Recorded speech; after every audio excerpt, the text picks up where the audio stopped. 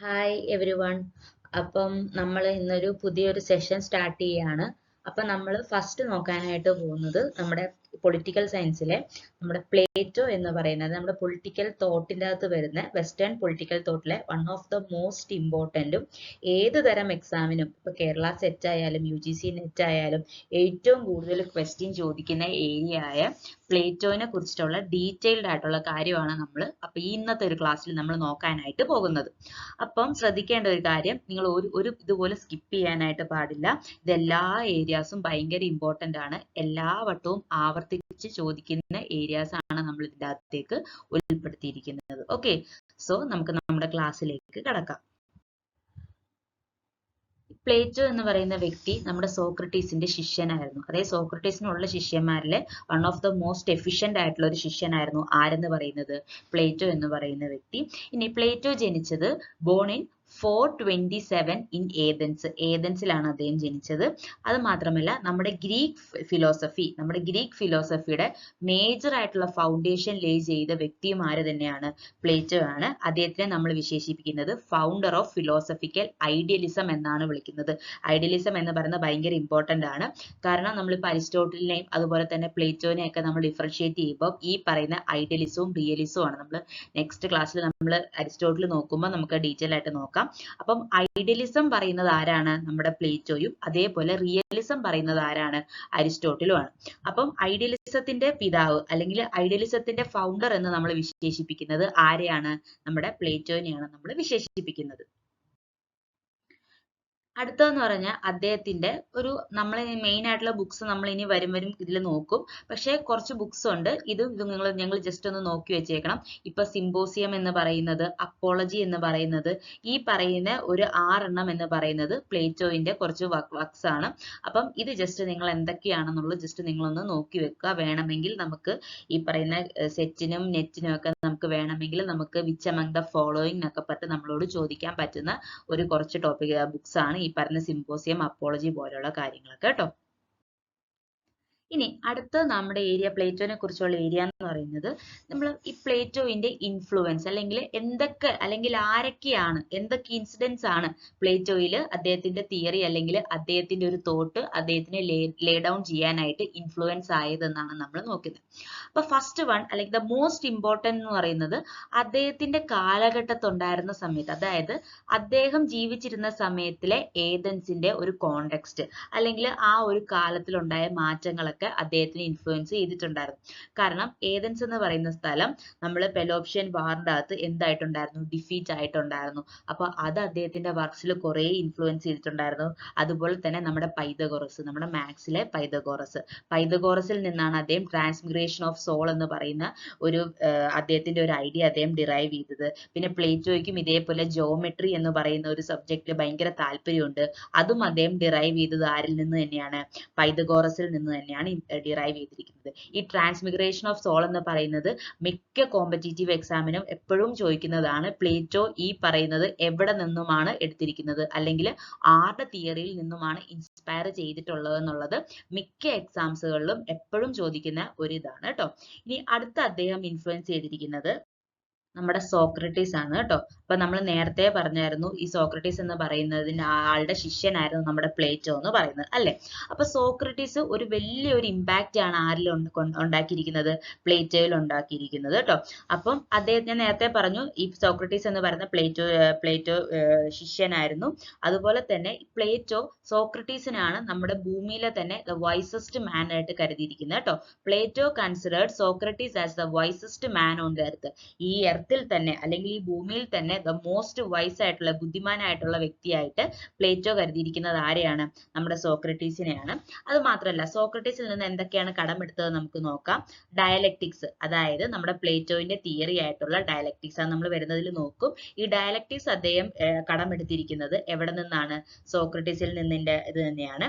അതുപോലെ തന്നെ പ്ലേറ്റോയിന്റെ ഒരു വർക്കായ ഡയലോഗ് എന്നുള്ളതിലെ മെയിൻ ക്യാരക്ടറും അല്ലെങ്കിൽ അദ്ദേഹം അതിൻ്റെ അകത്ത് ഉൾപ്പെടുത്തിയിരിക്കുന്ന വ്യക്തി ആരെക്കുറിച്ചാണ്, അല്ലെങ്കിൽ മെയിൻ ക്യാരക്ടർ എന്ന് പറയുന്നത് ആരാണ്? സോക്രട്ടീസ് ആണ്. അതുപോലെ തന്നെ നമ്മുടെ പ്ലേറ്റോ എന്ന് പറയുന്നത് അദ്ദേഹം ഡെമോക്രസീനെ ഒരു ഈവിൾ ഫോം ആയിട്ടൊക്കെ ആയിരുന്നു കണ്ടിരുന്നത്. അതായത് ഡെമോക്രസീനെ അദ്ദേഹം ഒരിക്കലും സപ്പോർട്ട് ചെയ്യുന്നുണ്ടായിരുന്നില്ല നമ്മുടെ പ്ലേറ്റോ. അപ്പൊ ആ ഒരു കാര്യം, അല്ലെങ്കിൽ എന്തുകൊണ്ട് അദ്ദേഹം ഡെമോക്രസിക്ക് എതിരായിട്ട് പറയുന്നു, അല്ലെങ്കിൽ അദ്ദേഹം എന്തുകൊണ്ടാണ് അതിനെ അത്ര താല്പര്യപ്പെടാത്തതെന്ന് പറഞ്ഞു കഴിഞ്ഞാൽ അത് അദ്ദേഹത്തിന് മേജർ ആയിട്ടുള്ള ഇമ്പാക്ട് ഉണ്ടാക്കിയിരിക്കുന്നത് സോക്രട്ടീസ് ആണ്. അതായത് Plato's distaste of democracy is influenced by events in the life of Socrates. സോക്രട്ടീസിന്റെ ലൈഫിൽ, അല്ലെങ്കിൽ സോക്രട്ടീസ് ഈ ഡെമോക്രസീനെ കണ്ടിരുന്നത് ഭയങ്കര മോശപ്പെട്ട ഒരു ഫോം ഓഫ് ഗവൺമെന്റ് ആയിട്ടായിരുന്നു. അത് കണ്ട്, അല്ലെങ്കിൽ അത് അദ്ദേഹത്തിന്റെ ലൈഫിൽ അത് കണ്ട് ഇൻസ്പയർഡ് ആയിട്ടാണ് പ്ലേറ്റോയ്ക്കും എന്ത് ചെയ്തത്, സെയിം പോലെ തന്നെ ഡെമോക്രസിയോട് അത്ര വലിയ അഭിപ്രായം ഇല്ലാതിരുന്ന കണ്ടത്. അതുകൊണ്ട് തന്നെ പ്ലേറ്റോ എന്താ ചെയ്തത്, ഈ ഡെമോക്രസീനെ the worst form of government, അതായത് ഉള്ളതിലെ ഏറ്റവും മോശപ്പെട്ട ഗവൺമെന്റ് ആയിട്ടാണ് ആര് കണ്ടിരുന്നത്, പ്ലേറ്റോ ഡെമോക്രസീനെ കണ്ടിരിക്കുന്നത്. അതിന്റെ റീസൺ എന്ന് പറയുന്നത് സോക്രട്ടീസിന്റെ ഇൻഫ്ലുവൻസ് കാരണമാണ്. ഇനി നമ്മൾ അടുത്തത് നോക്കാനായിട്ട് പോകുന്നത് മേജർ വർക്ക്സ്. ഞാൻ നേരത്തെ കുറച്ച് അതർ ബുക്സ് പറഞ്ഞായിരുന്നു.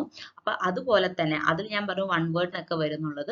നമ്മൾ അടുത്തത് നോക്കാനായിട്ട് പോകുന്ന അദ്ദേഹത്തിന്റെ മേജർ വർക്ക്സ് ആണ് കേട്ടോ. അപ്പൊ ഇതിനകത്ത് കൂടുതൽ നമ്മൾ കാണുന്നത്, ഇപ്പൊ നമ്മൾ സാധാരണഗതിയിൽ നമ്മൾ കണ്ടിട്ടുണ്ട് അദ്ദേഹത്തിന്റെ വർക്കാണ് റിപ്പബ്ലിക് എന്നുള്ളത് നിങ്ങൾക്ക് ഏകദേശം അറിയാം. പിന്നെ സ്റ്റേറ്റ്സ്മാൻ, ലോസ് ഉള്ളതാണെന്നൊക്കെ നിങ്ങൾക്ക് ഏകദേശം അറിയാം. പക്ഷെ നമ്മളോട് പരീക്ഷയ്ക്ക് ചോദിക്കുന്നത്, ഇപ്പൊ നമുക്ക് ഏതൊരു എക്സാം എടുത്താലും നമ്മളോട് വേണമെങ്കിൽ ചോദിക്കാം, ഇപ്പൊ നമുക്കറിയാം അദ്ദേഹത്തിന്റെ തിയറിയാണ് കമ്മ്യൂണിസം എന്ന് പറയുന്നത്, അല്ലെങ്കിൽ അദ്ദേഹത്തിന്റെ തിയറി ഓഫ് എഡ്യൂക്കേഷൻ.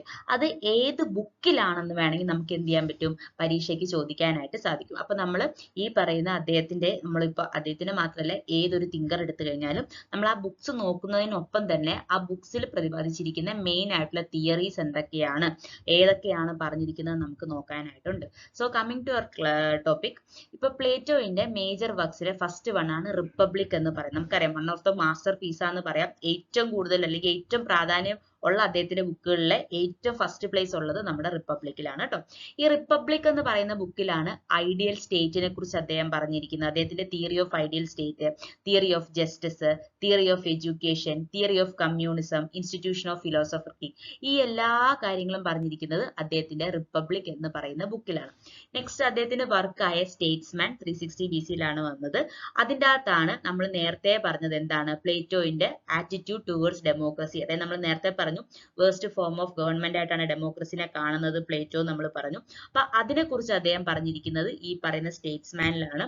അതേപോലെ തന്നെ classification of States and constitution, അദ്ദേഹം കോൺസ്റ്റിറ്റ്യൂഷനെ സ്റ്റേറ്റ്സിനെ ക്ലാസിഫൈ ചെയ്തതിനെ കുറിച്ചും പറഞ്ഞിരിക്കുന്നത് അദ്ദേഹത്തിന്റെ സ്റ്റേറ്റ്സ്മാൻ എന്ന് പറയുന്ന വർക്കിലാണ്. നെക്സ്റ്റ് വൺ എന്ന് പറയുന്നത് ലോസ് എന്ന് പറയുന്ന വർക്കാണ്. അത് കുറച്ചും കൂടെ നമ്മുടെ മെച്യൂർ പ്ലേറ്റോ, അദ്ദേഹം കുറച്ചും കൂടെ ലൈഫിൽ കുറെ കാര്യങ്ങൾ എക്സ്പീരിയൻസ് ചെയ്ത് കുറച്ചും കൂടെ ആയി കഴിഞ്ഞിട്ട് അദ്ദേഹം എഴുതിയ ഒരു ഇതാണ്. അതുപോലെ തന്നെ Aristotle's ideal state is Plato's second best state. അതായത് അരിസ്റ്റോട്ടിൽ എന്തിനാണോ ഐഡിയൽ സ്റ്റേറ്റ് ആയിട്ട് കാണുന്നത്, റൂൾ ഓഫ് ലോ, അത് പ്ലേറ്റോയുടെ സെക്കൻഡ് ബെസ്റ്റ് സ്റ്റേറ്റ് ആയിട്ടാണ് നമ്മുടെ പ്ലേറ്റോ കാണുന്നതെന്നാണ് പറയുന്നത്. അപ്പം നിങ്ങൾ ഓരോ വർക്ക് എടുക്കുമ്പോൾ ഇത് ഭയങ്കര ഇമ്പോർട്ടന്റ് ആണ്. മിക്കപ്പോഴും നമ്മുടെ സെറ്റ് എക്സാമിന്, കേരള സെറ്റിനൊക്കെ മിക്കപ്പോഴും ചോദിക്കുന്ന ചോദ്യമാണ് തിയറി ഓഫ് ജസ്റ്റിസ് ഏത് ബുക്കിലാണ് നമ്മുടെ പ്ലേറ്റോ പറഞ്ഞിരിക്കുന്നതെന്നൊക്കെ എപ്പോഴും ചോദിക്കാറുള്ള ക്വസ്റ്റ്യൻ ആണ് കേട്ടോ. ഇനി അടുത്തതെന്ന് പറയുന്നത് നമ്മുടെ മെത്തഡോളജിയാണ്. നമ്മുടെ പ്ലേറ്റോയുടെ മെത്തഡോളജി എന്തൊക്കെയാണെന്നാണ് നോക്കുന്നത്. ഫസ്റ്റ് വന്ന് പറഞ്ഞാൽ അദ്ദേഹം ഡയലക്റ്റിക്സ് ആണ് ഫോളോ ചെയ്തത്. അതായത് ഒരു ഡയലോഗ് ഫോമിലാണ്. ഞാൻ നേരത്തെ പറഞ്ഞായിരുന്നു അദ്ദേഹത്തിന്റെ ഡയലോഗ് എന്നുള്ള വർക്കിന്റെ അകത്ത് അദ്ദേഹം സോക്രട്ടീസിനെ കുറിച്ചാണ് മെയിൻ ക്യാരക്ടർ ആയിട്ട് കണ്ടിരുന്നതെന്ന് പറഞ്ഞായിരുന്നു.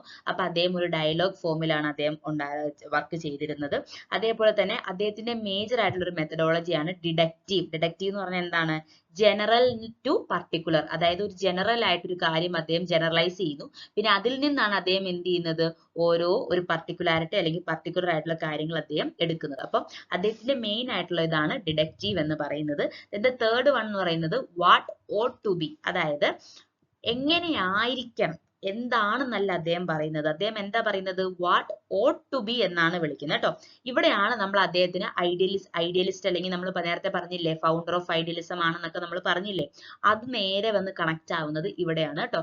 കാരണം ഒരു ഐഡിയലിസം ആണ് അല്ലെ, അല്ലെങ്കിൽ ഒരു ഐഡിയലിസ്റ്റ് ആണ്. കാരണം റിയാലിറ്റി അല്ല പറയുന്നത്, അതായത് എന്താണ് സംഭവം എന്നല്ല പറയുന്നത്, എങ്ങനെയായിരിക്കണം എന്നാ പറയുന്നത്. അപ്പൊ അതാണ് വാട്ട് ഓട്ട് ടു ബി എന്ന് പറയുന്നത്.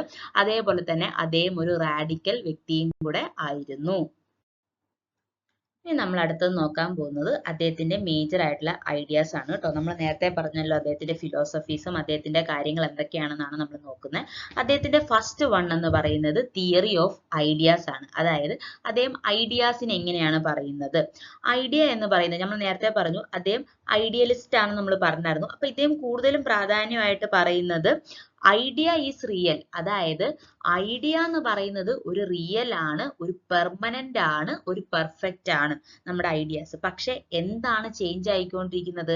നമുക്ക് ചുറ്റുമുള്ള മെറ്റീരിയൽ വേൾഡ് ആണ് ചേഞ്ച് ആയിക്കൊണ്ടിരിക്കുന്നത്. പക്ഷെ ഐഡിയാസ് എപ്പോഴും എന്ത് തന്നെയാണ്? ഫിക്സഡ് ആണ്, റിയൽ ആണെന്നാണ് പറയുന്നത്. പിന്നെ ഒരു കുറച്ച് വർഷം മുന്നേ ഉള്ള നമ്മുടെ UGC നെറ്റിനൊക്കെ ചോദിച്ചിരിക്കുന്ന ഒരു ക്വസ്റ്റ്യൻ ആണ് അലിഗറി ഓഫ് ദി കേവ് എന്ന് പറയുന്നത് ഏത് ഫിലോസഫറുമായിട്ട് ബന്ധപ്പെട്ട് നിൽക്കുന്നതാണെന്ന് ചോദിച്ചിട്ടുണ്ട്. നമ്മുടെ സെറ്റ് പൊളിറ്റിക്കൽ സയൻസിലും വേണമെങ്കിൽ ചോദിക്കാനായിട്ട് പറ്റാവുന്ന മോസ്റ്റ് ഇമ്പോർട്ടന്റ് ക്വസ്റ്റ്യൻ ആണ് അലിഗറി ഓഫ് കേവ് എന്ന് പറയുന്നത് കേട്ടോ. അപ്പൊ അലിഗറി ഓഫ് കേവ് എന്ന് പറയുന്നത് നമ്മുടെ പ്ലേറ്റോയിന്റെ ഒരു ഫിലോസഫിയാണ്. ഇനി എന്താണ് അലിഗറി ഓഫ് കേവ് കേട്ടോ? അപ്പൊ അലിഗറി ഓഫ് കേവ് എന്ന് പറയുന്നത് ഇപ്പൊ നമ്മളെ ഒരു കേവില് അല്ലെങ്കിൽ ഒരു കുറച്ച് വ്യക്തികളെ അല്ലെങ്കിൽ കുറച്ച് പേരെ കേവിന്റെ അകത്ത് ഒരു ഗുഹയുടെ അകത്ത് ഇട്ടു ഇത് കയ്യും കെട്ടി നമ്മൾ എന്ത് ചെയ്യുവാണ്? നമ്മുടെ ഈ നമ്മൾ ബാക്ക് നമ്മൾ കേവിന്റെ എൻട്രൻസിലോട്ടും നമ്മൾ ജസ്റ്റ് കേവിന്റെ അകത്തോട്ടും ഫേസ് ചെയ്തിട്ടാണ് നമ്മൾ ഇരിക്കുന്നത്. അപ്പം ഈ പറയുന്ന കുറച്ച് വെട്ടമൊക്കെ കാണുമ്പോൾ ആ വ്യക്തികൾ ആ കേവിന്റെ ഒരു മറ്റേ ചുറ്റുമുള്ള വോൾസിലോട്ടൊക്കെ നോക്കുമ്പോൾ കുറെ എന്ത് കാണാൻ പറ്റും? അവരുടെ ഷാഡോ കാണാനായിട്ട് സാധിക്കും അല്ലെ? അപ്പോൾ അവർ വിചാരിക്കുന്നത് എന്താണ്? ഇതാണ് റിയൽ, അപ്പൊ ഇതാണ് കാര്യങ്ങൾ എന്നൊക്കെ പറഞ്ഞ് അവർ ആ പറയുന്ന ഷാഡോവിനെ അനുസരിച്ചായിരിക്കും അവർ വിശ്വസിച്ചുകൊണ്ടിരിക്കുന്നത്.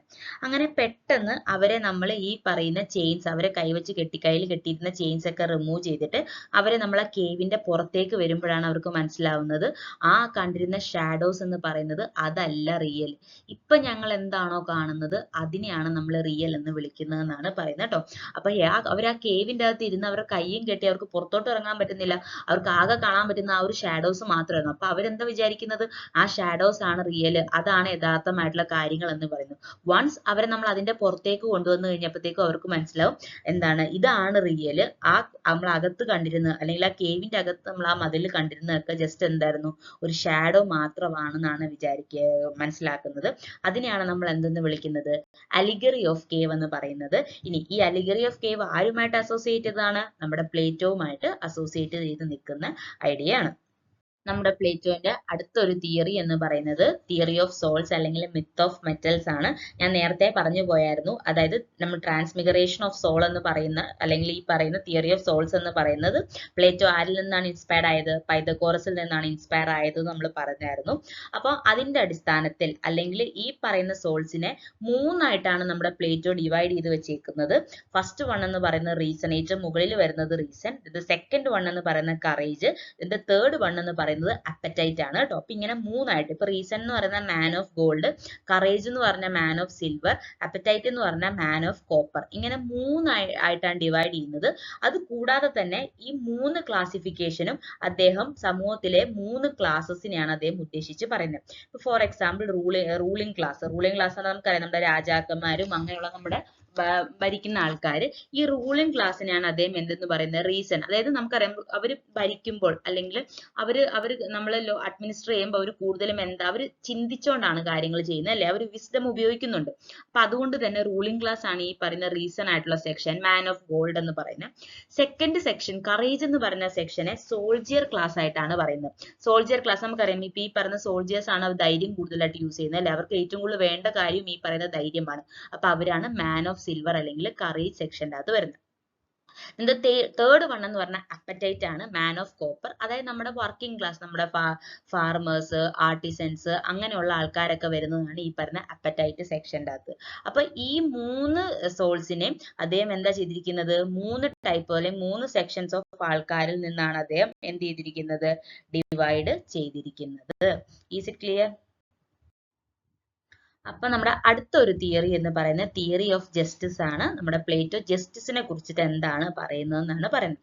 അപ്പൊ അദ്ദേഹം പറയുന്നത് ജസ്റ്റിസ് എന്ന് പറഞ്ഞാൽ വോയിസ് ഓഫ് ദ വിർച്യു, അതായത് നന്മയുടെ ഒരു വോയിസ് ആയിട്ടാണ് ജസ്റ്റിസിനെ പറയുന്നത്. പിന്നെ നമ്മുടെ സമൂഹത്തിൽ ഒരു സമാധാനം കൊണ്ടുവരാനായിട്ട് ഈ പറയുന്ന ജസ്റ്റിസ് വേണം.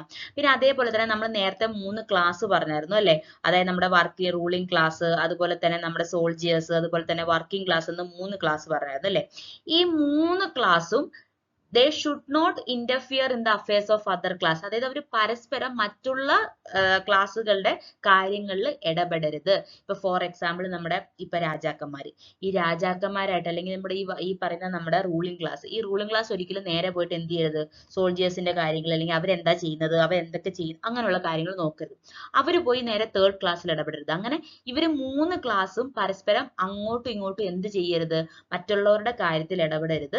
ഫങ്ഷണൽ സ്പെഷ്യലൈസേഷൻ ഉണ്ടായിരിക്കണം. അതായത് അവരവരുടെ ഏരിയ, അതായത് അവരവരുടെ ജോലി എന്താണോ, അവരവർക്ക് തന്നിരിക്കുന്ന വർക്ക് എന്താണോ അത് മാത്രം അവർ ചെയ്യുക. പരസ്പരം അവരെന്ത് ചെയ്യരുത്, ഒരു തരത്തിലുള്ള പ്രശ്നങ്ങളോ അല്ലെങ്കിൽ ഒരു തരത്തിലുള്ള കാര്യങ്ങളിൽ മറ്റുള്ളവരുടെ ഇടപെടരുത്. ഒരു പെർഫെക്റ്റ് ആയിട്ടൊരു ഹാർമണി ഈ 3 സെക്ഷൻ, വിസ്ഡം, കറേജ്, ടെമ്പറൻസ്, അതായത് നമ്മൾ പറഞ്ഞ ruling class, soldiers, working class, ഇവർ 3 പേരും തമ്മിൽ ഒരു പെർഫെക്റ്റ് ഹാർമണിയോടെ ഇരിക്കാവുള്ളൂ. ഒരിക്കലും ഇവർ എന്ത് ചെയ്യരുത്, അങ്ങോട്ടും ഇങ്ങോട്ടും മറ്റുള്ളവരുടെ കാര്യത്തിലേക്ക് കൂടുതലായിട്ട് ഇടപെട്ട് പോകരുത് എന്നാണ് അദ്ദേഹത്തിന്റെ ജസ്റ്റിസിലെ വൺ ഓഫ് ദ ഫീച്ചർ എന്ന് പറയുന്നത്. ഇനി അടുത്ത അദ്ദേഹത്തിന്റെ തിയറി എന്ന് പറയുന്നത് തിയറി ഓഫ് എഡ്യൂക്കേഷൻ. അദ്ദേഹം എഡ്യൂക്കേഷനെ കുറിച്ച് എന്താണ് പറഞ്ഞിരിക്കുന്നത് എന്നാണ് നമ്മൾ നോക്കാനായിട്ട് പോകുന്നത്. ഫസ്റ്റ് വൺ എന്ന് പറയുന്നത് അദ്ദേഹം എഡ്യൂക്കേഷൻ സ്റ്റേറ്റ് കൺട്രോൾഡ് ആയിരിക്കണം. അതായത് വിദ്യാഭ്യാസം കൊടുക്കുക, എഡ്യൂക്കേഷൻ കൊടുക്കുക എന്ന് പറയുന്ന ഡ്യൂട്ടി ആരുടെ ആയിരിക്കണം, സ്റ്റേറ്റിന്റെ ആയിരിക്കണം എന്നാണ് ഇദ്ദേഹം പറയുന്നത്. പിന്നെ മോസ്റ്റ് ഇമ്പോർട്ടൻറ്റ് ശ്രദ്ധിക്കേണ്ട ഒരു കാര്യം, ഇദ്ദേഹം education should be available to both men and women. ആണുങ്ങൾക്കും പെണ്ണുങ്ങൾക്കും അല്ലെങ്കിൽ പുരുഷന്മാർക്കും സ്ത്രീകൾക്കും വിദ്യാഭ്യാസം കൊടുക്കണം എന്നാണ് നമ്മുടെ പ്ലേറ്റോ പറയുന്നത്. സെൻസർഷിപ്പ് ഓഫ് ലിറ്ററേച്ചർ, അതായത് ഈ പറയുന്ന നമുക്ക് ലിറ്ററേച്ചർ, ഇപ്പൊ നമ്മൾ എന്തെങ്കിലും ഒരു വർക്കുകളോ അല്ലെങ്കിൽ ഇപ്പൊ സാഹിത്യങ്ങളോ അങ്ങനെയുള്ള എന്ത് കാര്യങ്ങൾ വന്നു കഴിഞ്ഞാലും ഇഷ്ടത്തിന് എന്തെങ്കിലുമൊക്കെ നമുക്ക് എഴുതി അയക്കാനോ, അല്ലെങ്കിൽ നമുക്ക് ഫ്രീഡം ഓഫ് പ്രസ് ഉണ്ടായിരുന്നില്ല, ഇഷ്ടമുള്ള കാര്യങ്ങളൊന്നും നമുക്ക് അങ്ങനെ എഴുതാനായിട്ട് സാധിക്കില്ല. ഈ പറയുന്ന നമ്മുടെ റൂളിംഗ് ക്ലാസ്സിന്റെ അനുവാദം ഉണ്ടായിരിക്കണം. അവർ ക്ലോസ് ആയിട്ട് വാച്ച് ചെയ്യണം എന്തൊക്കെ വർക്കുകളാണ് അല്ലെങ്കിൽ എന്തൊക്കെ ലിറ്ററേച്ചറുകളാണ് ഇറങ്ങുന്നത്, എന്തൊക്കെ തരത്തിലുള്ള സാഹിത്യങ്ങൾ ഇറങ്ങുന്നുണ്ടെന്നുള്ളതൊക്കെ ഈ പറയുന്ന റൂളിംഗ് ക്ലാസ്സിന്റെ അനുമതിയോട് കൂടെ മാത്രമേ നമുക്ക് നടക്കുകയുള്ളായിരുന്നു. ഫ്രീഡം ഓഫ് പ്രസ് എവിടെ ഉണ്ടായിരുന്നില്ല, പ്ലേറ്റോയുടെ ഐഡിയൽ സൊസൈറ്റിയിൽ ഉണ്ടായിരുന്നില്ല. പിന്നെ നേരത്തെ പറഞ്ഞ കാര്യമാണ് എഡ്യൂക്കേഷൻ എന്ന് പറഞ്ഞാൽ കമ്പൽസറി എഡ്യൂക്കേഷൻ, നിർബന്ധമായിട്ടും എല്ലാവർക്കും എഡ്യൂക്കേഷൻ കിട്ടിയിരിക്കണം. ഈ എഡ്യൂക്കേഷൻ കൊണ്ട് മെന്റലും അതുപോലെ തന്നെ എല്ലാവരുടെയും മോറൽ ഡെവലപ്മെന്റിനും കാരണമാകണം എന്നാണ് നമ്മുടെ പ്ലേറ്റോയുടെ തിയറി ഓഫ് എഡ്യൂക്കേഷൻ എന്ന് പറയുന്നത്. ഇനി നമ്മുടെ പ്ലേറ്റോയുടെ എഡ്യൂക്കേഷന്റെ സ്റ്റേജസ് എന്തൊക്കെയാണ്, ഏതൊക്കെ തരത്തിലുള്ള എഡ്യൂക്കേഷൻ ആണ്. ഇപ്പൊ നമ്മൾ പറഞ്ഞായിരുന്നു കമ്പൽസറി എഡ്യൂക്കേഷൻ ആയിരിക്കണം, മെന്നിനും വിമണിനും ഒരേപോലെ എഡ്യൂക്കേഷൻ ഉണ്ടായിരിക്കണം എന്നൊക്കെ നമ്മൾ പറഞ്ഞു. അപ്പം ഏതൊക്കെയാണ് സ്റ്റേജസ് ഓഫ് എഡ്യൂക്കേഷൻ എന്ന് പറയുന്നത്. ഇപ്പൊ നമുക്ക് ഈ സ്റ്റേജസ്, ഇപ്പൊ ഞാൻ ഇവിടെ ഒരു ജനറൽ ആയിട്ടുള്ള സ്റ്റേജസ് ആണ് പറഞ്ഞിരിക്കുന്നത്. പക്ഷെ ഇത് കൂടാതെ നമുക്കിപ്പം സ്റ്റേജ് 1 0 to 18 അകത്ത് തന്നെ ഇപ്പൊ നമുക്ക് പ്രൈമറി സ്റ്റേജ്, സെക്കൻഡറി സ്റ്റേജ് അങ്ങനെ പിന്നെയും ഡിവൈഡ് ചെയ്ത് പോയിട്ടുണ്ട് കേട്ടോ. പക്ഷെ നമ്മൾ ജനറൽ ആയിട്ട് മെയിൻ ആയിട്ടുള്ള ഹെഡിങ്ങിൽ സ്റ്റേജസ് എങ്ങനെയാണ് വരുന്നതെന്നാണ് നമ്മൾ നോക്കുന്നത് കേട്ടോ. അപ്പൊ ഫസ്റ്റ് സ്റ്റേജ് എന്ന് പറയുന്നത് 18 വയസ്സ് വരെയുള്ള സ്റ്റേജ് ആണ്. അതാണ് സ്റ്റേജ് 1 എന്ന് പറയുന്നത്. അത് 2 സ്റ്റേജ് ആയിട്ട് നമുക്ക് തിരിക്കാം, പ്രൈമറി സ്റ്റേജും സെക്കൻഡറി സ്റ്റേജും. അപ്പൊ പ്രൈമറി സ്റ്റേജിൽ കുട്ടികൾക്ക് കൂടുതലും നമ്മൾ മ്യൂസിക്കുകൾ, പിന്നെ പല നമുക്ക് കഥകളൊക്കെ ഇല്ലേ, ഈ മോറൽ സ്റ്റോറീസ് ആയിട്ടുള്ള കുട്ടികൾക്ക് നല്ല ഗുണപാഠങ്ങൾ കിട്ടുന്ന കഥകൾ, അങ്ങനെയുള്ള കാര്യങ്ങളൊക്കെ ആയിരിക്കും നമ്മുടെ പ്രൈമറി സ്റ്റേജിൽ നമുക്ക് കുട്ടികൾക്ക് കൊടുക്കേണ്ടത്. സെക്കൻഡറി സ്റ്റേജ് ഒരു 18 വയസ്സിന്റെ ഒക്കെ അത്രയൊക്കെ ആകുമ്പോഴേക്കും നമുക്ക് ബേസിക് ആയിട്ടുള്ള എഡ്യൂക്കേഷൻ അവർക്ക് കൊടുക്കണം. ഇനി സെക്കൻഡ് സ്റ്റേജ് എന്ന് പറയുന്നത് 18 മുതൽ 20 വയസ്സ് വരെ ഉള്ളതാണ്. അവിടെ വെച്ചാണ് നമ്മുടെ മിലിറ്ററി എഡ്യൂക്കേഷൻ, നമ്മൾ കമ്പൽസറി ആയിട്ട് എല്ലാ കുട്ടികളും എന്ത് ചെയ്യുന്നുണ്ട്, മിലിറ്ററി എഡ്യൂക്കേഷൻ പഠിക്കുന്നത് ഇവിടെയാണ്. അത് കൂടാതെ തന്നെ ഈ 20 വയസ്സാകുമ്പോഴത്തേക്കും ഫസ്റ്റ് ഫിൽട്രേഷൻ പ്രോസസ്സ് നടത്തുവാണ്. അതായത് ഒരു കുട്ടികളെ ഈ ഇത്രയും നാളെ എഡ്യൂക്കേഷൻ കിട്ടിയ എല്ലാവരെയും ഒരു എക്സാം ഫേസ് ചെയ്യാനായിട്ട് കൊണ്ടുപോവാണ്, അല്ല ഒരു ഫിൽട്രേഷൻ പ്രോസസ്സ് നടത്തുവാണ്. എന്നിട്ട് ഇവിടെ ജയിക്കുന്നവര് മാത്രം, അതായത് ഇപ്പൊ ഇവിടെ ഒരു ടെസ്റ്റ് വെച്ചിട്ട് ഈ ഒരു ടെസ്റ്റ് അല്ലെങ്കിൽ ഈ എന്താണോ അവർ കൊടുക്കുന്ന ടെസ്റ്റ് അല്ലെങ്കിൽ ആ ഒരു ഫിൽട്രേഷൻ പ്രോസസ്സിന്റെ അകത്ത് ജയിക്കുന്നവർ മാത്രമേ ഫർദർ എഡ്യൂക്കേഷൻ ചെയ്യത്തുള്ളൂ. അതിൽ തോറ്റവരൊക്കെ ആയിരിക്കും നമ്മുടെ ആ 3 ക്ലാസ്സിലെ ലാസ്റ്റ് ക്ലാസ് ആയ വർക്കിംഗ് ക്ലാസ്സിലേക്ക് പോകുന്നത് കേട്ടോ. അപ്പം ഈ പറയുന്ന ഫാർമേഴ്സ്, ആർട്ടിസൻസ് ഇങ്ങനെയുള്ള ആളുകളാവുന്നത് എവിടെയാണ്, അവര് സെക്കൻഡ് സ്റ്റേജിൽ തോറ്റു പോയിട്ട് വരുന്ന ആൾക്കാരാണ് അവിടെ വരുന്നത്. ആരൊക്കെയാണോ ജയിക്കുന്നത് അവരൊക്കെ ആയിരിക്കും ഇനി ഫർദർ എഡ്യൂക്കേഷനിലേക്ക് പോകുന്നത് കേട്ടോ.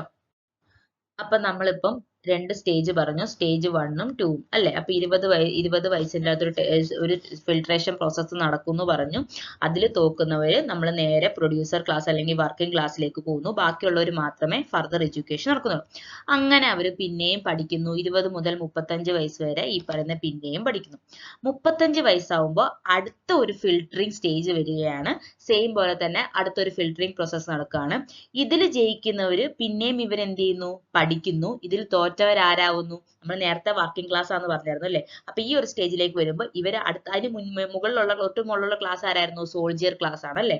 അപ്പം ഇതിൽ തോറ്റു പോകുന്നത് 35ാമത്തെ വയസ്സിലെ ഫിൽട്രേഷൻ പ്രോസസ്സിൽ തോറ്റു പോകുന്നവരായിരിക്കും നേരെ എങ്ങോട്ട് പോകുന്നത്, ഈ സോൾജിയർ ക്ലാസ്സിലേക്ക് പോകുന്നത് കേട്ടോ. ലാസ്റ്റ് സ്റ്റേജ് എന്ന് പറയുന്നത് സ്റ്റേജ് 4 ആണ്, 35 to 50 ഇയേഴ്സ് ആണ്. ഇവിടെ എന്ന് പറയുന്നത് ഒരു 50 ഇയേഴ്സ് ആകുമ്പോൾ ഒരു ഫിൽട്രേഷൻ പ്രോസസ്സ് നടക്കുന്നു. ആ 50 ഇയേഴ്സിൽ ആരാണോ ആ ഒരു ഫിൽട്രേഷൻ പ്രോസസ്സിൽ പാസ് ആവുന്നവരാണ് നമ്മുടെ റൂളിംഗ് ക്ലാസ് ആയിട്ട് പോകുന്നത്. അതായത് ഒരു ഫിലോസഫർ കിങ്, ഭരിക്കാനായിട്ട് പോകുന്ന ഫിലോസഫർ കിങ്. ഇതിൽ തോറ്റു പോകുന്നവരും നമ്മുടെ നേരത്തെ ഉണ്ടായിരുന്ന ആ ഒരു സോൾജിയർ ക്ലാസ്സിലേക്ക് അവരും ജോയിൻ ചെയ്ത് അവരും സോൾജിയർ ക്ലാസ് ആവും. ഈ ഒരു ലാസ്റ്റ് ഫിൽട്രേഷൻ പ്രോസസ്സിലൂടെ കയറുന്ന ആൾക്കാർ മാത്രമേ ആരാവുന്നുള്ളൂ, രാജാവ് അല്ലെങ്കിൽ ഫിലോസഫർ കിങ് അല്ലെങ്കിൽ റൂളിംഗ് ക്ലാസ് ആവുന്നുള്ളൂ എന്നാണ് പറഞ്ഞത്. ഇപ്പൊ നിങ്ങൾക്ക് ആ പറയുന്ന 3 ക്ലാസ്സുകളുടെ ഒരു ഐഡിയ മനസ്സിലായോ? അതായത് വർക്കിംഗ് ക്ലാസ്, നമ്മുടെ സോൾജിയർ ക്ലാസ്, നമ്മുടെ ഫിലോസഫർ അല്ലെങ്കിൽ ഫിലോസഫർ കിങ് അല്ലെങ്കിൽ റൂളിംഗ് ക്ലാസ്. ഏറ്റവും ലാസ്റ്റ് വരെ ഫിൽട്രേഷൻ പ്രോസസ്സിൽ ജയിച്ച് പാസ്സായി പോകുന്നവർ മാത്രമേ ആരാവുന്നുള്ളൂ, ഫിലോസഫർ കിങ് അല്ലെങ്കിൽ റൂളിംഗ് ക്ലാസ് ആവുന്നുള്ളൂ. ബാക്കിയുള്ള ആൾക്കാരുകൾ ഓരോ സ്റ്റേജിൽ അവർ ഫെയിൽ ആയിട്ട് പോകുമ്പോൾ ഏറ്റവും ആദ്യം ഫെയിൽ ആവുന്നവർ വർക്കിംഗ് ക്ലാസ് ആവുന്നു, അത് കഴിഞ്ഞ് ഫെയിൽ ആവുന്നവർ നമ്മുടെ സോൾജിയർ ക്ലാസ് ആയി പോകുന്നു എന്നാണ് പറയുന്നത് കേട്ടോ. അപ്പൊ ഈ എഡ്യൂക്കേഷൻ എന്ന് പറയുന്നത് എന്താണ്, ഒരു ലൈഫ് ലോങ് പ്രോസസ് ആണ്. ഒരു കുട്ടി ജനിക്കുമ്പോൾ തൊട്ട് അത് ആ ഒരു ലാസ്റ്റ് ഒരു കാലഘട്ടം വരെ ഇങ്ങനെ എഡ്യൂക്കേഷൻ കിട്ടിക്കൊണ്ടിരിക്കാം. ഇത് കമ്പൽസറിയും കൂടെ ആണെന്നാണ് നമ്മൾ പറയുന്നത്. അദ്ദേഹത്തിന്റെ അടുത്ത തിയറി എന്ന് പറയുന്നത് തിയറി ഓഫ് കമ്മ്യൂണിസം. അതെല്ലാവർക്കും ഏകദേശം അറിയാവുന്നതാണ്. തിയറി ഓഫ് കമ്മ്യൂണിസം എന്ന് പറയുന്നത് പ്ലേറ്റോ ആയിട്ട് അസോസിയേറ്റഡ് ആണ്. അതായത് communism of wife and property അല്ലെ. അതായത് അദ്ദേഹം communism of wife and property എന്ന് പറയുന്നുണ്ട്. പക്ഷെ ഏറ്റവും കൂടുതൽ നമ്മുടെ ഈ പറയുന്ന കോമ്പറ്റീറ്റീവ് എക്സാമിന് ചോദിക്കുന്ന ചോദ്യവും ഏറ്റവും കൂടുതൽ ആൾക്കാർ അറിയാം സംഭവം, പക്ഷെ എന്താണ് തെറ്റിച്ച് കളയുന്ന ഒരു ഏരിയയാണ്. നമ്മൾ തിയറി ഓഫ് കമ്മ്യൂണിസം എന്ന് പറയുന്ന അദ്ദേഹം എല്ലാവർക്കും ഉണ്ടോ എന്ന് ചോദിച്ചാൽ നമ്മൾ എന്ത് ചെയ്യും, എല്ലാവർക്കും ഉണ്ടെന്ന് പറയും. പക്ഷെ നമ്മൾ എപ്പോഴും തെറ്റിക്കുന്ന ഒരു കാര്യമാണ് തിയറി ഓഫ് കമ്മ്യൂണിസം. അതായത് ഈ പറയുന്ന നമുക്ക് തിയറി ഓഫ് കമ്മ്യൂണിസം കൊണ്ട് എന്താ ഉദ്ദേശിക്കുന്നത്, ഈ പറയുന്ന ആൾക്കാർക്ക് വൈഫ് അതായത് ഭാര്യമാരും അല്ലെങ്കിൽ കുടുംബം ഉണ്ടാവാൻ പാടില്ല, അതേപോലെ തന്നെ സ്വത്തും പ്രോപ്പർട്ടിയും ഉണ്ടാവാനായിട്ട് പാടില്ല അല്ലെ. അതായത് ഇപ്പൊ സ്വത്തും പ്രോപ്പർട്ടി എന്ന് പറയുന്നത് എന്തായിരിക്കണം, ജനറൽ ആയിരിക്കണം. നമുക്ക് ഒരിക്കലും നമ്മൾ നമ്മുടേതായിട്ടുള്ള കാര്യങ്ങൾക്ക് സ്വത്ത് കൂട്ടി വെക്കരുത്, പിന്നെ നമ്മൾ കല്യാണം കഴിക്കരുത്. പക്ഷെ നമുക്കൊരു നല്ല ഒരു ആൾക്കാരെ അല്ലെങ്കിൽ നല്ല ഇന്റലക്ച്വൽ ആയിട്ടുള്ള ആൾക്കാരെ കിട്ടാനായിട്ട് സ്റ്റേറ്റ് തന്നെ നല്ല പെർഫെക്റ്റ് ആയിട്ടുള്ള ആൾക്കാരെ മീറ്റ് ചെയ്യിപ്പിക്കും. അങ്ങനെയാണ് നമ്മൾ ഈ പറയുന്ന അങ്ങനെയുള്ള കാര്യങ്ങളൊക്കെ നമ്മൾ പറയുന്നുണ്ട് അല്ലെ. അപ്പോൾ ഇതൊക്കെ നമ്മൾ എന്ത് ചെയ്യും, ഫോർ ഓൾ എന്ന് നമ്മൾ വിചാരിക്കും. പക്ഷെ എപ്പോഴും ഓർക്കേണ്ട ഒരു കാര്യം, നമ്മുടെ ആദ്യത്തെ 2 ക്ലാസ് നമ്മുടെ റൂളിംഗ് ക്ലാസ് അതായത് ഫിലോസഫർ കിങ്ങും അതുപോലെ തന്നെ സോൾജിയർ ക്ലാസ്സിനുമാണ് എന്തുള്ളത്, തിയറി ഓഫ് കമ്മ്യൂണിസം. അതായത് ഈ പറയുന്ന വൈഫും പ്രോപ്പർട്ടിയും പാടില്ല എന്ന് നമ്മൾ പറയുന്നത് കേട്ടോ. ലാസ്റ്റ് ക്ലാസ് ആയിട്ടുള്ള നമ്മുടെ ഏത് ക്ലാസ് ആണ്, വർക്കിംഗ് ക്ലാസ്സിന് ഈ പറയുന്ന ഇതില്ല. അവർക്ക് എന്താണ്, അവർക്ക് പ്രോപ്പർട്ടി ആവാം, വൈഫ് ആവാം, എല്ലാം ആവാം. പക്ഷെ നമ്മുടെ റൂളിംഗ് ക്ലാസ്സിനും സോൾജിയർ ക്ലാസ്സിനുമാണ് എന്ത് ചെയ്തിരിക്കുന്നത്, ഈ പറയുന്ന വൈഫും പ്രോപ്പർട്ടിയൊക്കെ അല്ലെങ്കിൽ ഫാമിലി പ്രോപ്പർട്ടിയൊക്കെ എക്സ്ക്ലൂഡ് ചെയ്തിരിക്കുന്നത്. ഞാൻ നേരത്തെ പറഞ്ഞല്ലോ. പക്ഷെ സ്റ്റേറ്റ് തീരുമാനിക്കും ആരൊക്കെ തമ്മിലാണ് മെയ്റ്റ് ചെയ്യേണ്ടതെന്നുള്ളതും. അതുപോലെ തന്നെ അങ്ങനെ ഉണ്ടാവുന്ന കുട്ടികളുടെ ഫുൾ എഡ്യൂക്കേഷനും ആര് തന്നെ നോക്കും, സ്റ്റേറ്റ് തന്നെ നോക്കുമെന്നാണ് പറയുന്നത് കേട്ടോ. അപ്പൊ എപ്പോഴും ഓർത്തിരിക്കുക, തിയറി ഓഫ് കമ്മ്യൂണിസം എന്ന് പറയുന്നത് നമ്മുടെ റൂളിംഗ് ക്ലാസ്സിനും സോൾജിയർ ക്ലാസ്സിനും മാത്രം ആപ്ലിക്കബിൾ ആയിട്ടുള്ള കാര്യമാണ്. ഒരിക്കലും നമ്മുടെ ആർക്ക് ആപ്ലിക്കബിൾ അല്ല, വർക്കിംഗ് ക്ലാസ്സിന് ആപ്ലിക്കബിൾ അല്ല. ആൻഡ് ഒരു കാര്യം കൂടെ, റൂളിംഗ് ക്ലാസ്സിനെയും സോൾജിയർ ക്ലാസ്സിനെയും കൂടെ ചേർത്ത് നമ്മൾ വിളിക്കുന്നതാണ് ഗാർഡിയൻ ക്ലാസ് എന്ന് പറയുന്നത് കേട്ടോ. അപ്പൊ ഗാർഡിയൻ ക്ലാസ് എന്ന് പറയുന്നത് ആദ്യത്തെ 2 ക്ലാസ്സുകൾ ചേരുന്നവരെ നമ്മൾ വിളിക്കുന്നതാണ് ഗാർഡിയൻ ക്ലാസ്. അപ്പൊ തിയറി ഓഫ് കമ്മ്യൂണിസം എന്ന് പറയുന്ന ഗാർഡിയൻ ക്ലാസ്സിനുള്ളത്. പിന്നെ അദ്ദേഹത്തിന്റെ ഒരു തിയറിയാണ് തിയറി ഓഫ് ഫിലോസഫർ കിങ്. അതായത് ഞാൻ പറഞ്ഞല്ലോ 50 ഇയേഴ്സ് കഴിയുമ്പോൾ 50 വയസ്സ് കഴിയുമ്പോൾ അതിലൂടെ ടെസ്റ്റ് ഫിൽട്രേഷൻ പ്രോസസ്സിൽ പാസ്സാവുന്നവരാണ് കിങ് ആവുന്നത്. അതായത് നമ്മുടെ ഫസ്റ്റ് ക്ലാസ് ആയ റൂളിംഗ് ക്ലാസ് ആവുന്നു എന്ന് പറഞ്ഞു അല്ലെ. അപ്പൊ ഈ പറയുന്ന ഫിലോസഫർ കിങ്ങിന് അബ്സല്യൂട്ട് ആൻഡ് ഫുൾ പവർ ആയിരിക്കും ഉണ്ടായിരിക്കുന്നത്. അദ്ദേഹത്തിന് മാൻ ഓഫ് വിസ്ഡം എന്നൊക്കെയാണ് പറയുന്നത്. ആകെ ഒരൊറ്റ കുറവ് അല്ലെങ്കിൽ ഒരു ലിമിറ്റേഷൻ മാത്രമേ അദ്ദേഹത്തിനുള്ളൂ. He cannot change constitution and laws. അതായത് ഭരണഘടന തിരുത്താൻ അല്ലെങ്കിൽ ചേഞ്ച് ചെയ്യാനുള്ള അവകാശം ആർക്കില്ല? ഈ ഫിലോസഫർ കിങ്ങിനില്ല. അതൊഴിച്ച് ബാക്കി എല്ലാ കാര്യത്തിനും അല്ലെങ്കിൽ ബാക്കി എല്ലാ അബ്സല്യൂട്ട് പവേഴ്സും ആർക്കുണ്ട്? ഈ പറയുന്ന ഫിലോസഫർ കിങ്ങിന് ഉണ്ട്. ഇനി അടുത്തത് നമ്മൾ നോക്കാനായിട്ട് പോകുന്നത് മിക്ക എക്സാമുകളിലും ചോദിക്കുന്നതാണ് കോഡ്സ്. തിങ്കേഴ്സിന്റെ കോഡ്സ് എന്തൊക്കെയാണെന്ന്. ഇപ്പൊ നമ്മുടെ പ്ലേറ്റോയുടെ കോഡ്സ് ആണ് ideas R source of all things. Ideas എന്ന് കാണുമ്പോൾ തന്നെ നിങ്ങൾക്ക് കുറച്ചുകൂടി എളുപ്പമായിരിക്കും നമ്മൾ ഈ പറയുന്ന പ്ലേറ്റോ ഉണ്ടായിരിക്കുന്നത്. പിന്നെ ignorance is the root and stem of all evil. അതുപോലെ തന്നെ it is foolish to limit an expert practitioner of medicine with a book of medicine എന്ന് പറയുന്നതൊക്കെ നമ്മുടെ പ്ലേറ്റോയുടെ ഇമ്പോർട്ടന്റ് ആയിട്ടുള്ള കോഡ്സ് ആണ് കേട്ടോ. ഇനി അതുപോലെ തന്നെ നമുക്ക് പ്ലേറ്റോയിനെ കുറിച്ച് അല്ലെങ്കിൽ പ്ലേറ്റോയിനെ പല ആൾക്കാരും ഡിസ്ക്രൈബ് ചെയ്തിട്ടുണ്ട് അല്ലെങ്കിൽ പ്ലേറ്റോയിനെ കുറിച്ച് ബുക്സ് എഴുതിയിട്ടുണ്ട്. അതും ഭയങ്കര ഇമ്പോർട്ടന്റ് ആണ്. കൂടുതൽ ആൾക്കാരും നമ്മൾ ഈ പറഞ്ഞ തിങ്കേഴ്സിനെയും കാര്യങ്ങളൊക്കെ നോക്കുമ്പോൾ അവരുടെ തിയറീസ് മാത്രം നോക്കിയിട്ട് പോകും. പക്ഷെ ഇങ്ങനെയുള്ള കാര്യങ്ങളും കൂടെ നമ്മൾ നോക്കണം കേട്ടോ. ആരാണ് പ്ലേറ്റോനെ വിശേഷിപ്പിച്ചിരിക്കുന്നത്? One can be either Platonic or anti-Platonic but can never be non-Platonic എന്ന് കാൾ പോപ്പർ ആണ് പറഞ്ഞിരിക്കുന്നത് കേട്ടോ. പിന്നെ നമ്മുടെ പ്ലേറ്റോയുടെ അടിസ്ഥാനത്തിൽ നമ്മൾ പറഞ്ഞു വേർസ്റ്റ് ഫോം ആയിട്ട് ഗവൺമെന്റിനെ കണ്ട ഡെമോക്രസിനാന്ന് പറയും. അപ്പൊ അദ്ദേഹത്തിന്റെ ബെസ്റ്റ് ഫോം ഏതാണ്? അരിസ്റ്റോക്രസിനെയാണ് ബെസ്റ്റ് ഫോം ഓഫ് ഗവൺമെന്റ് ആയിട്ട് പ്ലേറ്റോ കാണുന്നത്. ഇനി who called Plato father of philosophy, politics and literary idealism? ആരാണ് പ്ലേറ്റോനെ ഫാദർ ഓഫ് ഫിലോസഫി എന്നും പൊളിറ്റിക്സ് എന്നും ലിറ്റററി ഐഡിയലിസം എന്ന് വിളിച്ചിരിക്കുന്നത്? ബെഞ്ചമിൻ ജോവറ്റ് ആണ് വിളിച്ചിരിക്കുന്നത്. ഇനി ഡിഫൻസ് ഓഫ് പ്ലേറ്റോ എന്ന് പറഞ്ഞ വർക്ക് എഴുതിയിരിക്കുന്നത് റൊണാൾഡ് ലെവിൻസൺ ആണ്. ഇനി പ്ലേറ്റോയിനെ ക്രിട്ടിസൈസ് ചെയ്തിരിക്കുന്ന ആൾക്കാർ നമ്മൾ അരിസ്റ്റോട്ടിൽ ഉണ്ട്, ക്രോസ്മാൻ ഉണ്ട്, കാൾ പോപ്പർ ഉണ്ട്. കാൾ പോപ്പർ എന്ന് പറയുമ്പോൾ ഓർത്തോണം one can be either Platonic or anti Platonic but can never be non Platonic എന്ന് പറഞ്ഞത് നമ്മുടെ കാൾ പോപ്പർ ആണ്. ഇനി ആരൊക്കെയാണ് പ്ലേറ്റോനെ അഡ്മയർ ചെയ്തിരിക്കുന്നത്? അരിസ്റ്റോട്ടിൽ രണ്ടിലും ഉണ്ട് കേട്ടോ. അദ്ദേഹത്തിന്റെ കുറച്ച് കാര്യങ്ങൾ നമ്മൾ അക്സെപ്റ്റും ചെയ്തിട്ടുണ്ട്, ഡിനൈയും ചെയ്തിട്ടുണ്ട്. അതേപോലെ ലെവിൻസ്, ജോൺ വൈൽഡ്, എ.ഇ. ടൈലർ കേട്ടോ. അപ്പം ഈ ഒരു ഏരിയ ഭയങ്കര ഇമ്പോർട്ടന്റ് ആണ്. കൂടുതൽ ആൾക്കാരും നോക്കാതെ പോകുന്നതും മിക്കപ്പോഴും പരീക്ഷകൾക്ക് ചോദ്യം ചോദിക്കുന്നതുമാണ്. സെറ്റിനൊക്കെ മിക്കപ്പോഴും ചോദിക്കുന്നതാണ് കേട്ടോ. അപ്പൊ what can be either Platonic, anti Platonic but can never be non Platonic എന്ന് പറഞ്ഞ കാൾ പോപ്പറും. പിന്നെ നമ്മുടെ പ്ലേറ്റോന്റെ ബെസ്റ്റ് ഫോം ഓഫ് ഗവൺമെന്റ് ആയിട്ട് നമ്മൾ കാണുന്നത് അരിസ്റ്റോക്രസിയാണ്. പിന്നെ ബെഞ്ചമിൻ ജോവറ്റ് പറഞ്ഞ കാര്യം ഡിഫൻസ് ഓഫ് പ്ലേറ്റോ എന്ന് പറഞ്ഞത് എഴുതിയത് ക്രിട്ടിക്സ് ആരാണ്? അഡ്മയേഴ്സ് ആരാണ്? അപ്പൊ ഇത്രയുമാണ് നമ്മുടെ പ്ലേറ്റോനെ കുറിച്ചുള്ള കാര്യങ്ങൾ. ഇത്രയും കാര്യങ്ങൾ മാത്രം പഠിച്ചാൽ മതി. നമുക്ക് ഏതൊരു എക്സാമിലും പ്ലേറ്റോനെ കുറിച്ച് ചോദിക്കുന്ന ഏതൊരു എക്സാമിലും നമുക്ക് ക്ലിയർ ആയിട്ട് നമുക്ക് പെട്ടെന്ന് നമുക്ക് എഴുതാനായിട്ട് പറ്റും. എന്തെങ്കിലും സംശയം ഉണ്ടെങ്കിൽ നിങ്ങൾക്ക് ചോദിക്കാം, കമന്റ് സെക്ഷനിൽ ചോദിക്കാവുന്നതാണ്. അപ്പം ഇത്രയും മാത്രമേ ഉള്ളൂ. ഇത് ജസ്റ്റ് നിങ്ങൾ ഒന്നും കൂടെ നിങ്ങൾ കാണുക, റിപ്പീറ്റ് ചെയ്യുക. ഞാൻ പറയുന്ന കാര്യങ്ങളുടെ നോട്ട്സ് ഒക്കെ നിങ്ങൾ ജസ്റ്റ് എഴുതി വെക്കുക. നമ്മുടെ സെറ്റ് എക്സാം വന്നുകൊണ്ടിരിക്കുകയാണ്. അപ്പം എത്രയും പെട്ടെന്ന് തന്നെ നിങ്ങൾ അപ്പം ഇടുന്ന കാര്യങ്ങൾ നിങ്ങൾ നോക്കി പോവുക കേട്ടോ.